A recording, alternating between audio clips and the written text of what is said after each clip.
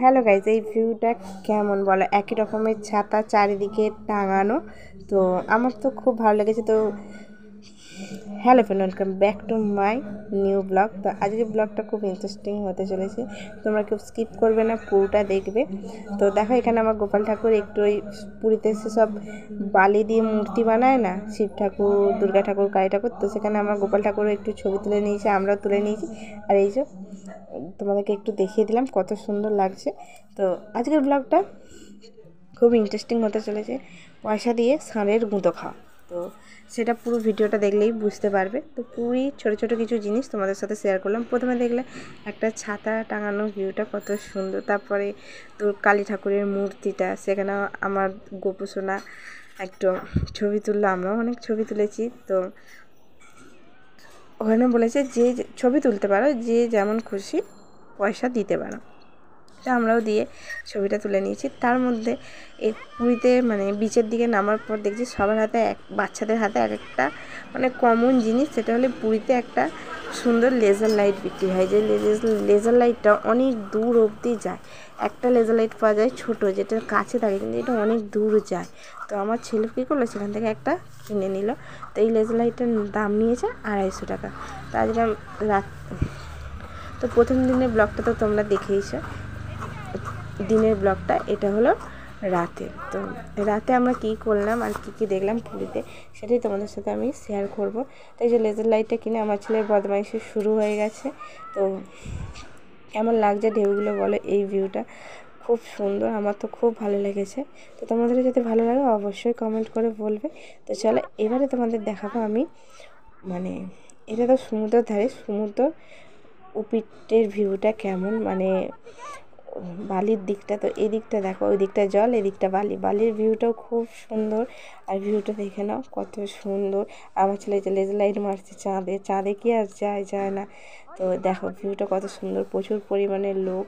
তো তোমার দাদা বলে এই দিকের ভিউটা নাও, খুব সুন্দর দেখতে। আর তোমাদের দাদাভাই দেখেছো জলের বোতল নিয়ে দাঁড়িয়ে আছে। তো এই যে এবার আমি তোমার দাদাভাইকে বললাম, দেখো চলো মেলার দিকটা যাই, হোটেল তো 10টায় বন্ধ হয়ে যাবে, খেয়ে দিয়ে তারপরে রুমেতে চলে যাবো। তো তোমাদের দাদাভাই বললো তাহলে চলো হোটেলের দিকটায় যাওয়া যাক। তো মেলার দিকটা আমি এসে গেছি, আর দেখেছি এখন খুব ট্রেন্ডিং জিনিস, এটা সব 10 টাকা করে নিচ্ছে। তোমরাও পারলে এরকম পুরীতে এসে ট্রাই করতে পারো, আমার তো এটা খুব ভালো লেগেছে। আর মেন যে ঝলক ছাড়ের মতো করাটা, সেটা ভিডিওটা পুরো দেখলেই বুঝতে পারবে। তো এই দিদিভাইও ব্লগ বানাচ্ছে, এই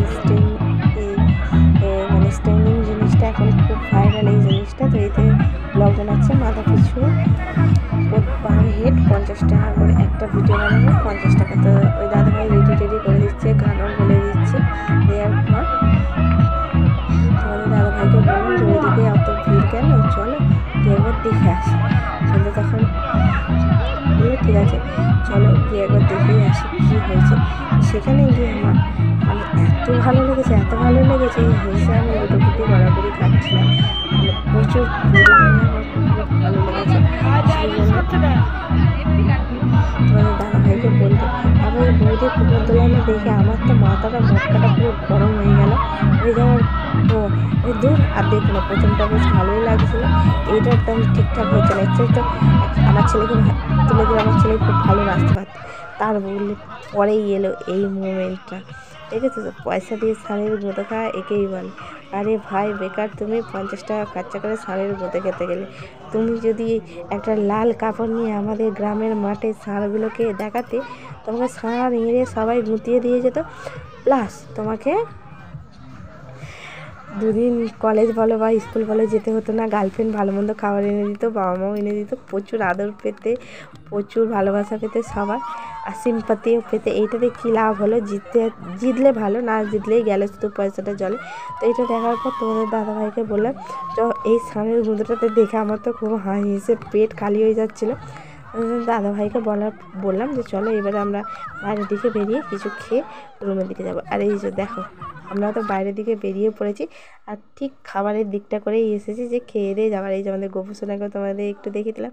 তো আজকের ব্লগটা কেমন হয়েছে অবশ্যই কমেন্ট করে বলবে। চলো টাটা, বাই বাই।